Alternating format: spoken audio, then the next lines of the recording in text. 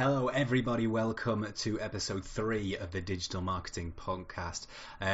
Today on the show I have my very first guest and I am very excited about it. I have invited Josh Jackson onto the show today to talk about branding. Now, Josh knows a lot about this, otherwise I wouldn't have invited him on. He works for a digital agency in Chester called eJigsaw and he is the lead designer.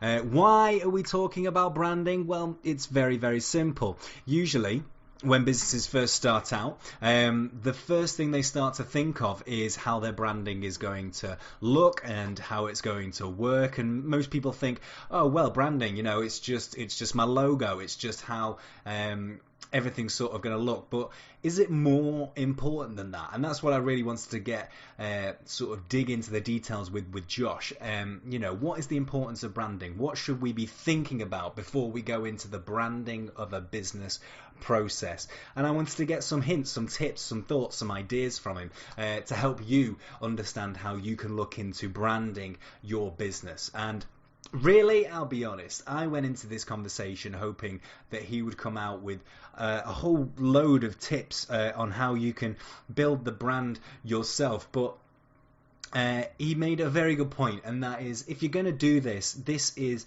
the persona, this is the image of your business, and why would you ever skimp out on that?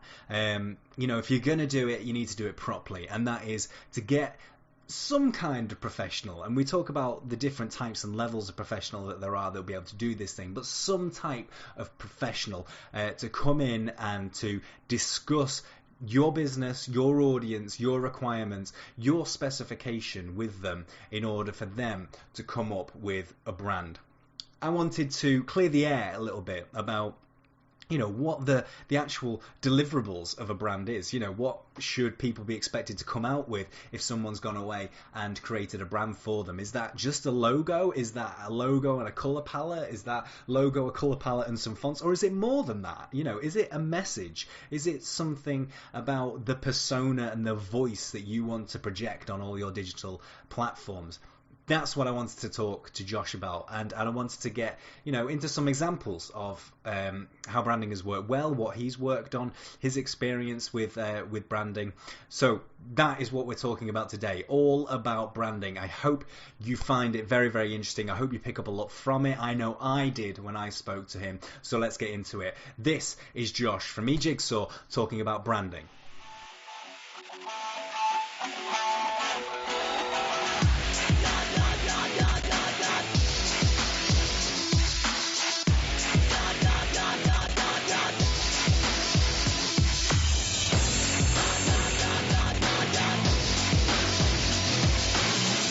So here with me now we have Josh Jackson. Josh, introduce yourself. What do you do? What's your line of work, and what do you get up to on a day-to-day basis, 9 to 5? I'm Josh, like you said. I work as lead designer at eJigsaw, which is an agency based in Chester, just near Cheshire Oaks, and I sort of work kind of in all areas of the business. I sort of work quite closely with the business development team on making the tenders sort of make sure they look as good as they can do, making sure that when we're pitching to clients we're putting across like our best side. I sort of work within my design team, sort of make sure that they sort of know what they're doing for the day, and importantly make sure they're happy with what they're doing and happy with their outcomes. We sort of advise each other, like, I give them advice which is hopefully all right, and I sort of definitely ask for it too, and they definitely give it. And yeah, just sort of that's day to day really. Also, I suppose, actually, I guess on the subject of branding, I sort of do my best to try and make sure that everyone for pretty much the entire Jigsaw group, not just eJigsaw, is sort of towing the line and making sure that we look as good as we can from a branding perspective. And that's not just for eJigsaw as well, and the other jigsaw companies. I suppose that's for your other clients as well, I suppose. Yeah, exactly. Yeah, so we've got like a lot of clients that we work for. We build their logos from the ground up, and again into their websites and stuff. So, and that leads on to print as well. So it's a case of making sure that everything we do for our clients is consistent from from a simple logo to an entire sort of fully developed website to a print marketing campaign or social media as well. Everything we do for that as well. Cool. So, okay, I'm going to go a really top level question, I suppose, and that is, what is branding? But, people will know branding as, I suppose, logos and those sort of visual element, but on a top level, very high sort of level thinking, what is branding? I think there's two perspectives on it, because I think there's a graphic designer's perspective of it, which is sort of, it's like a graphic designer's speciality is sort of logo design is obviously the start of branding potentially, but like that's kind of the pièce de resistance. Obviously, I can't say that with an accent, but tried your best. Yeah. But the whole idea of branding is kind of what identifies a graphic designer, and is sort of like I would imagine kind of what started a graphic designer's life when it first started way back when.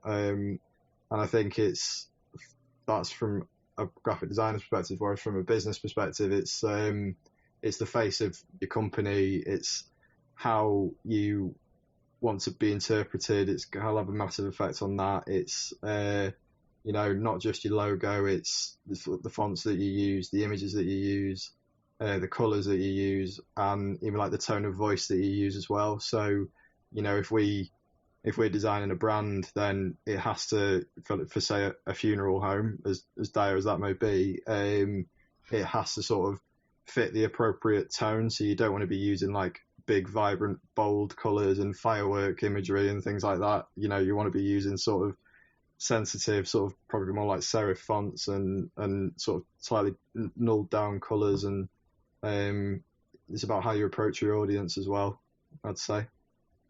So for someone thinking of creating a brand for their business, and they may be starting out, or perhaps they're thinking of rebranding a business that they already have. Obviously, it depends a lot on what business, like you just mentioned, what industry it is, and that'll have an effect on the tone and what you end up creating. But what should people be focusing and concentrating on? What is it that what's the process, I suppose, I'm trying to get at, before they even think about, well, this is my logo, or this is the font that I want to use, or this is how I want my website to be styled or to look. What should lead up to that? What should they be thinking about? Just, you need to know exactly like what your business is doing and who you're trying to reach. I think one thing I've learned is you can't just design a logo and then figure yourself out afterwards. You need to sort of, right from the start, say, this is who we are. This is the kind of client that we want to be getting. They may be varied or they may be very particular. And I either want like a friendly tone of voice or a very formal tone of voice, or a very serious tone of voice, or something that's sort of, more catered towards young or old people or anything like that. You need to know your target market and audience first, because it's then the sort of, once you've got that nailed down, you would then, as someone who owns a business, I would say you'd go to like a designer or an agency and you'd say, this is my audience, everything that I've just said, I want to do this, I want to sell it to these people, and I want to do it with this sort of tone of voice. You take that to an agency and they say, right, well, here's what we'd recommend. And, I'd strongly advise listening to them, because I think people sort of come in sometimes thinking they know the visuals and they know how a logo wants to look and things like that. And, which is fair enough. It's always good to have a good idea, but at the same time, like, you have to sort of be open and listen to the people that do this every day and trust that what they'll do will be right. Obviously, if you've gone to that agency, then they'll have a portfolio of work, so hopefully you should be able to trust in them. So I think first and foremost, it's just a matter of making sure you know what you are before you try and communicate to someone who then has to represent that visually, if that makes sense. Yeah, it does make a lot of sense. I think obviously as a digital marketer myself, the branding and the marketing efforts, they're really intertwined. It's the reason we're doing this podcast now. That the two are really closely related. Yeah. So, what relationship do you feel that it has between digital marketing and branding? What's the relationship that you have with, the marketing team that you work with? What's the how does that sort of come about? Because you mentioned sort of, tone and things like that. We're not just talking, when we're talking about branding, and you correct me if I'm wrong, we're not just talking about logos and fonts and how things are looked. We're talking about tone and how messages are conveyed across digital platforms or even print platforms and stuff like that. So how do you feel that relationship is? It's incredibly close, and it needs to be. I think you need to trust the people that you work with, from a designer to a marketer and vice versa. Like if I'm ever trying to sort of write content or come up with like a tagline or something like that, the first thing I'll do is I'll ask the marketing team, and we'll just all say a load of ideas, out loud. They don't have to be good ideas, but it's just good to get them all out of your head and into the air, because they might lead somewhere. There should never be any pretense about what it is that you're saying. Just say, for example, like I'm going with the example of a tagline because that's just what I've got in my head. I think it's something that we did recently. But if some of the ideas might sound daft in your head, but it's worth getting them out, because then they're the ones that sort of tend to lead somewhere. And also it's about like not feeling silly about your suggestions, which is always a horrible thing. You should never feel silly about what it is that you've got to say. So I think with marketing, when a designer works with a marketer, it's about the right terminology, making sure that when we're typing things in InDesign or Photoshop, that it's formatted correctly, because again, I'm not a content expert by no means, but the marketers generally are much more qualified than I am. So, but hopefully what I do, I'm a visual expert, and I want that to be as right as possible. So I feel no shame in sort of going to the people that know best and asking them their opinion on how things should be. Yeah, exactly. I think, and I agree with you on every single point of that. To be honest, I think it is a really, really close relationship that you've got to have, and it's something that if someone is going away and thinking of creating and designing their brand, or is going to be speaking to someone about rebranding or creating that brand, all of those considerations have to be taken into account. This is not just how your business looks from the output. From whatever platform it is, it's about how you then convey messages. It's then from the tone of your emails, from I see good examples of this all the time, and certainly marketing platforms which I use and software that I use and things like that. They have really good sort of links between the branding that they use and then having that tone and that persona, I suppose is the word, and charisma that they can put across to their sort of messages, and maybe it's an email marketing campaign or whatever it is. And the two are really closely linked, because you can have that disconnect sometimes between what your branding says about you and then how you want to portray yourself across your marketing efforts. And sometimes that disjointedness can have quite a big effect. Are there any good examples that you can think of, or even good examples that perhaps you've been involved in, of sort of genuinely good branding and genuinely good that thought process that's gone into it?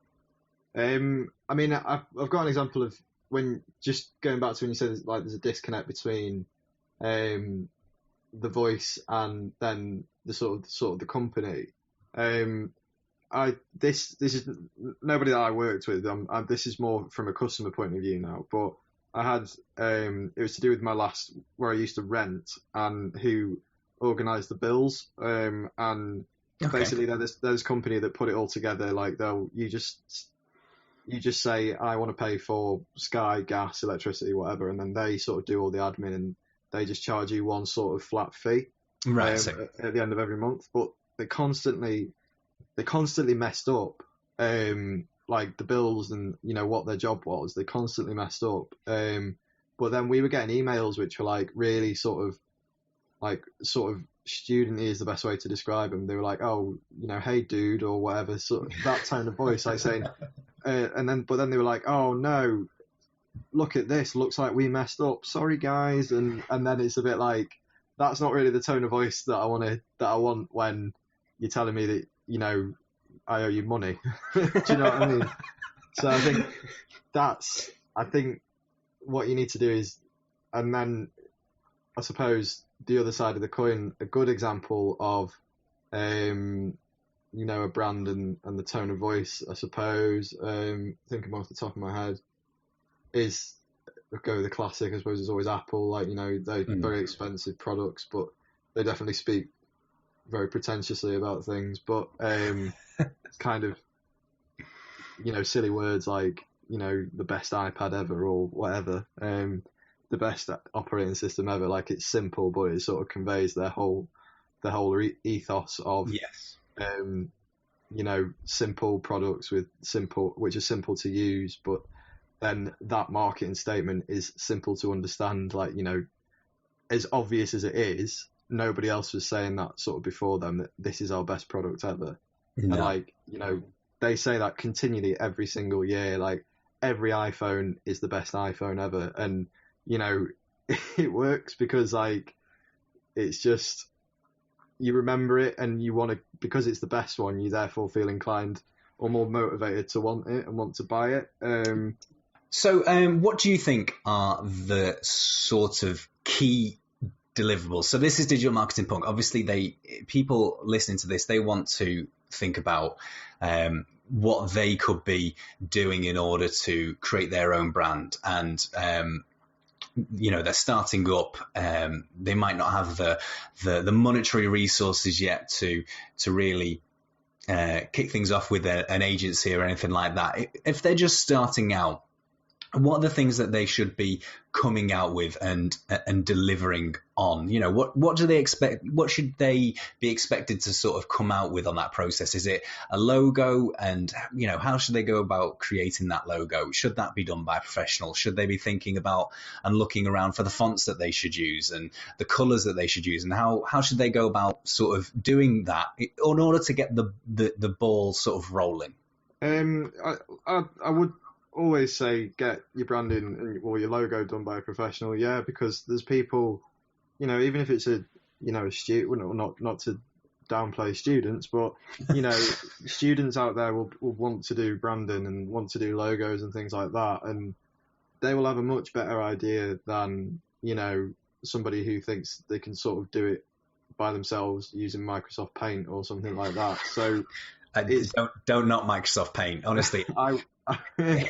I've seen some unbelievable stuff done with Microsoft Paint, and I still hate it.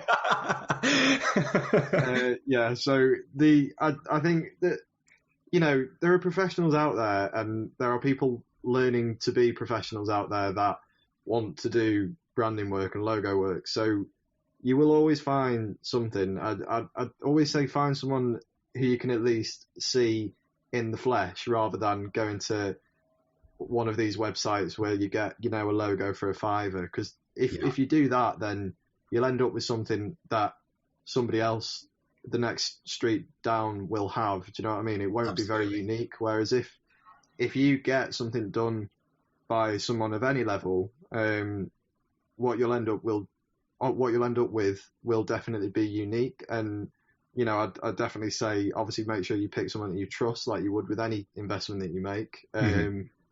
But always go to a professional, because that's what they're there for. And, you can go to people who will charge a lot of money. You can go to people, who won't charge a lot of money, and they'll sort of tend to be the more new and fresh sort of students coming out of uni, or maybe they want to do it for a project and things like that.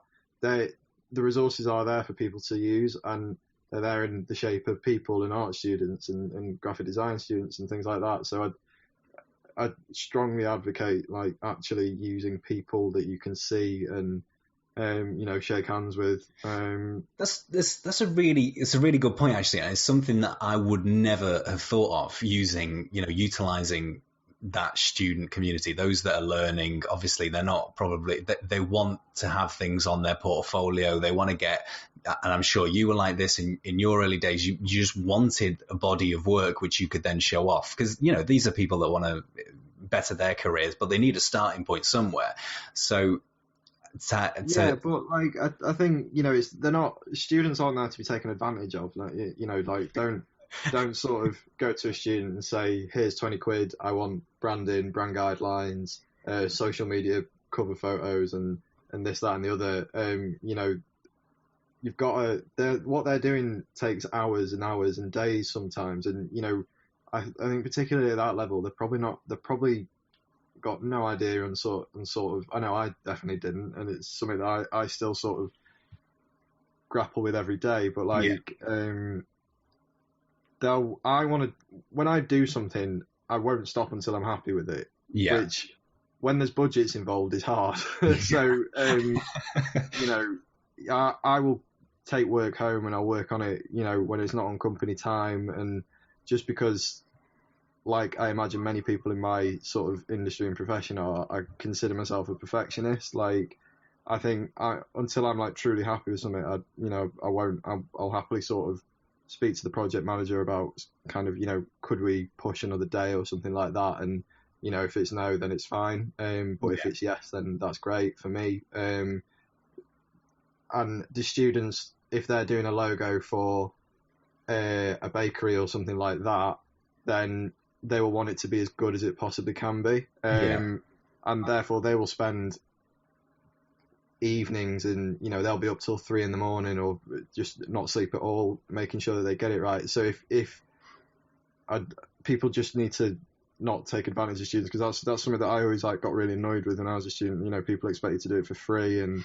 you know, that's just not fair. That's not how the world should work. Like, you know, you should never have to do an internship for free or anything like that, because again, you know, money makes the world go round. So if you're not giving people money, then I don't really see how you can sleep. No, absolutely. Right. So what you're saying is, you know, obviously they will be there and they can do it, and there's that opportunity, but don't abuse them. You know, most importantly, don't abuse them. That's a message in life, isn't it? I suppose. Yeah. It's a good all-round rule, that I find. But yeah, so I think, like, don't go to bloody, you know, Fiverr.com or whatever it's called, like, because you'll just end up with something that someone else has already got, and it won't, like, yeah, it'll probably look all right on its own when it's isolated, but there won't be any thought there. Nobody will have actually learned from it, and it won't be anything that you will have had any creative input in, really. It'll be, you know, it'll just be something that you've picked from a page of other logos and icons. Whereas if you work with somebody in the flesh, like, you know, there'll be a little bit of back and forth there. Like, the best work that I've done personally, or the work that I'm most proud of rather, is when I've had a really good relationship with a client and a customer, and they understand how excited we get as an agency and as a team and as an individual designer about designing logos for people, because it's I love it. I love it when we get the opportunity to do it. So that kind of excitement that you get from interacting with someone will inevitably make the creative process run much more smoothly, and, you know, everyone will be behind each other, and, you know, you just get a really good, it should be a team really between a designer and a client. They should definitely work together. You can't just pass this brief off to a designer and expect them to create magic. Then, you know, I find it's best when you create like a proper relationship, and I'm not trying to be all sort of cheesy, and, you know, that's just genuinely off experience. You know, my last job, we just sort of rang people up and had a really quick chat with customers, and we were expected to create 4 different concepts in, you know, not very much time. Whereas now, it's the way eJigsaw does it is we actually respect our clients and they respect us back, and therefore we get the best out of them. I suppose that's a really key point, and it sort of circles back. I know of, obviously working in digital marketing and working with clients as well, that I know that some businesses and business owners will not put that value on branding that they perhaps should. Certainly not put that value on branding when it comes down to, the tipping scales between marketing and branding, because what will the business owner think? Oh, marketing will get me sales, marketing will get me leads, therefore it's more important. Whereas they actually lead into each other. So, okay, I'm going to put you on the spot. So what is that value? I'm a business owner, and I have, and I think that the branding is just a name. Yeah, it's just that visual image. It's just that poster that I put up outside the store. I don't see any real value in it. But what is that value in branding? What's the reason I should care about it?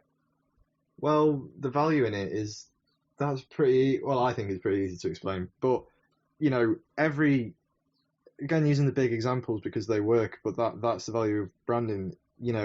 People buy Nike shoes. People pay the extra 50, 60 quid for a pair of shoes, which you could probably get for a fraction of the price from Primark, because of that little tick. Yeah. Well, it's not a tick, it's a swoosh, apparently. Is that a technical terminology? Is that the branding terminology? Yeah, I bet if any designers listen to this, they'll probably slate me off for calling it a tick, but it's a swoosh. Anyway, moving on.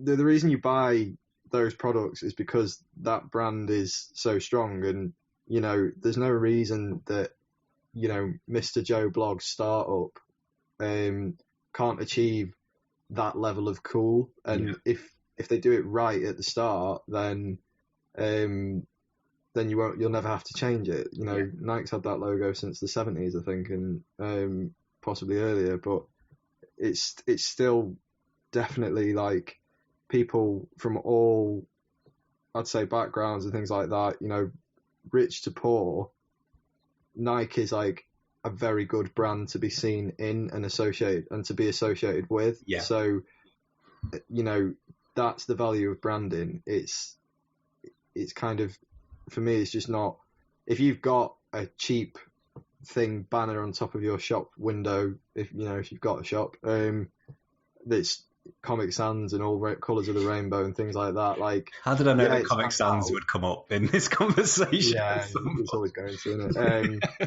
But like, if that is on a high street, it's going to get noticed. Yeah. Yes, that is a fair point, but it's not going to be valued. No. And if you create something that people like to own themselves, like a coffee cup with a little green circle on, for example, that's just white, that coffee cup, but the fact that all I've said is green circle, and you probably know exactly what I'm talking about. Yeah, exactly.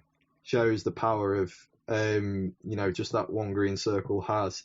People will go to that coffee shop over another coffee shop because they want to be seen drinking it, and that to be seen drinking that as a customer is then good for the business, so that's where the value comes in, even if the coffee is rubbish. So that's a personal opinion there by Josh, that the coffee is rubbish. Yes, exactly. Okay. One last question. I really do appreciate this. So, what are your final tips for people when they're thinking about their branding? What are the things that maybe because I imagine everything's seasonal as well, and things obviously change with the time, but that's not necessarily true, I suppose, because we just spoke about the Nike swoosh, and that's something that is eternal. That's something that's never really gone out in and out of fashion, or has never become something which has become outdated or anything like that. So I suppose, is branding eternal? Is branding supposed to be timeless? It can be. I don't think it's eternal. No, I think those who do last are the massive companies, and they're very lucky. But I think it's always, you don't have to. Obviously, the longer a logo lasts, then the better you could argue it is. And the more timeless it is, again, is a very good thing. But I think that was the 70s and 80s when it was probably easy to say that. Nowadays, I don't think it's eternal. Yeah. I think it moves so fast, like as everything does. That I think 5 to 10 years well, hopefully at least 10 years is a pretty decent lifespan for a logo. But I think it's so, don't look at what other people are doing with their branding, and this, I'll say this to like designers as well, like don't look at what other people are doing, not just with their branding, like, or with anything. Like, don't look at another designer and think and worry about what they're doing. Do what you, as a business working with a designer, do what feels right and create what looks right for your business in that time. And if it's got the scope to then, if you think it's got the scope to then look that good in 5 years, then there's no reason that it won't look that good in 5 years' time. I think if you want it to last longer, there's the standard sort of rules to follow are, less colour is generally a good thing, as in, have as many different colours if you want, but if you've got one logo, make sure it's just all one colour. I think for me is essential, or is, I've not always stuck to that rule, but I think it helps logos last longer, and also just makes it easier to work with in the future, and more adaptive and things like that. 70s beige is not cool anymore, kids, and it will no. Sadly. Sadly, is it going to make a comeback? Is that what you're saying? I'll do my best. Obviously, we talked about, the Nike swoosh, I suppose, is like you just said, it's one of those examples which is completely off, what's the term that I'm looking for? It's one of those timeless. But we look at modern day brands and suppose more newer, modern, in inverted commas, companies now, and they've all gone through brand changes. Google has gone through a seismic brand change very, very recently. Yeah. Facebook goes through the same brand changes. So this is not something that has to be a case, is it? You can go through brand change, subtle, and sometimes they do it very subtly over many, many years. But you can, it is possible to go through that brand change. Yeah, like brand change doesn't always necessarily mean a logo change. Like for example, NatWest, they recently rebranded in the past year, I think. But the logo is still the same. Essentially, it's kind of, I think it's styled a little bit differently. But everything around the logo, i.e. the brand and the tone and things, has changed. And that's a rebrand in terms of, the marketing, and like you were saying before, the marketing and design teams have clearly met up, or the agency working for NatWest has clearly met up and sort of had like a good, they've analysed where they were, and they've sort of stated where they want to be, and it's obviously clear where they want to be. They want to be modern and bright and on trend and stuff like that, and I reckon that their new brand definitely puts that across. But that's as a result of tone of voice being nailed from the start with the designers as well as the marketers, so the designers know what they're working with.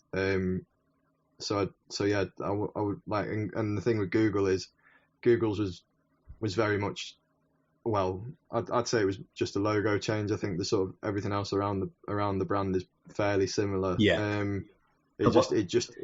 It just definitely needed modernising. Yeah, there wasn't much to change, I suppose, outside the logo, wasn't it? It was very white and very minimalistic on the whole, and always has been. Yeah, but I think they needed something that works as an icon, which it definitely does now. I really like Google's rebrand. I think a lot of people, I think it was quite controversial when it first came out, but I think they've nailed it. Absolutely. But they've changed the fonts and things as well, and it just looks much more modern. But I think when I say like not a lot else changed, I think like the tone of voice, I haven't noticed if it has changed. It's Google been very friendly. I think their tagline was, I don't know if it still is something like "Don't be evil." Not anymore, unfortunately. They had to. Oh, is it not? No, very, very recently they had to take that out. Due to recent military contracts and stuff like that, they've had to remove. Due to being evil. Yes, due to being evil, they've had to remove it and change it now. Well, there we go. Yeah.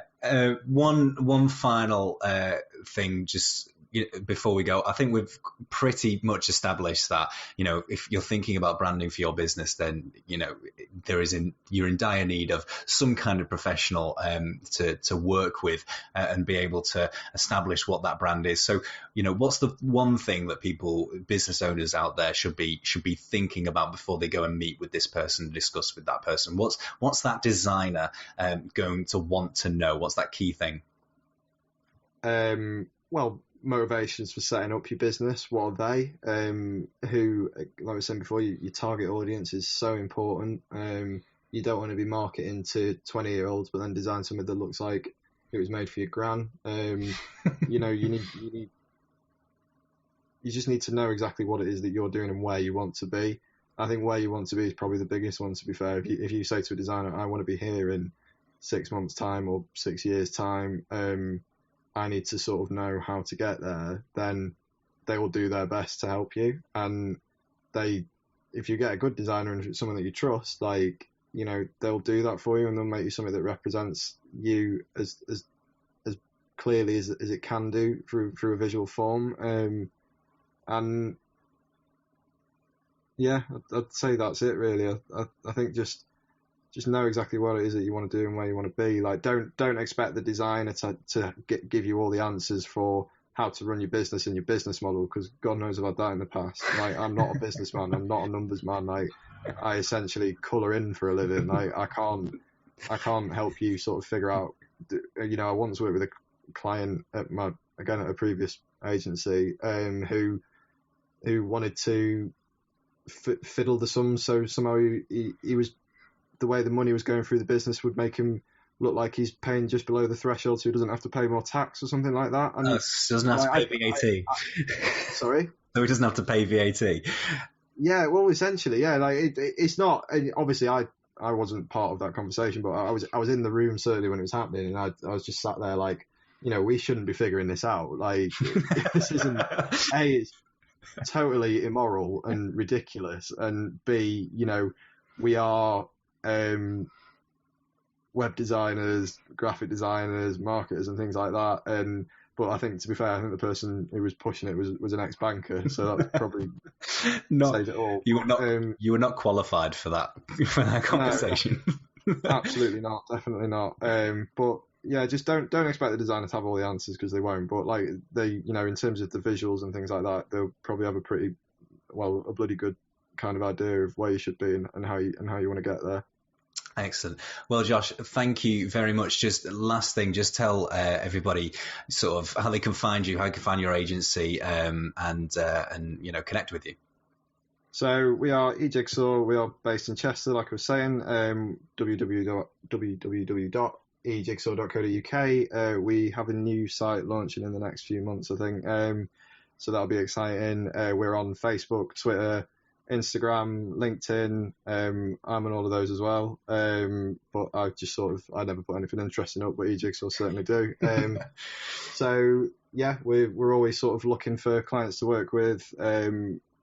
Again, there's always career opportunities as well. So we're kind of a really exciting time, because we're only a young agency, but we've worked with big clients in the last sort of year, like Virgin and others locally in the NHS as well. So just look us up. Anything, obviously you might not be able to name names in terms of clients, but any exciting branding projects that you're working on at the moment that you're looking forward to seeing the light of day, and that are potentially, something that you're proud of? We currently potentially might have one for a street food vendor soon. We're hoping that sort of comes through the door. That'll be really exciting. It's a client that we've worked with in the past, actually. He was a caterer, and he's setting up a street food vendor thing, and they are just really exciting to work with. Anything food based is always really fun. Also really hard, because you end up looking at pictures of amazing food for hours on end, and then you look in your drawer and all you've got is a banana. So that's not fun. Well, Josh, thank you so much for joining me and talking about branding. And hopefully, I've certainly learned a lot from this conversation. So hopefully, other people have as well. Hopefully, I didn't waffle on. I've probably just chatted a load of nonsense. Not at all. There we go. Not at all, Josh. Thank you very much indeed. Thank you very much.